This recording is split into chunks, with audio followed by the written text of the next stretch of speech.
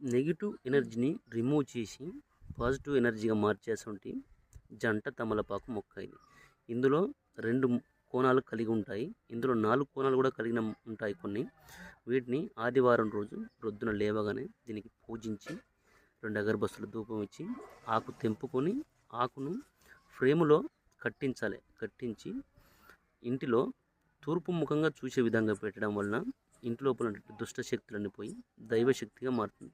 ఆ ఇంటిలో సమస్యలు అనేవి పూర్తిగా పరిపూర్ణంగా తగ్గిపోతాయి. ఈ విధంగా ఆకులు ఉంటాయి, గమనించగలరు. ఇక్కడ చూడండి, 2 ఈ విధంగా చీలినట్టు వస్తాయి. ఇట్లున్న వాటిని సేకరించుకోండి, సరిపోతుంది.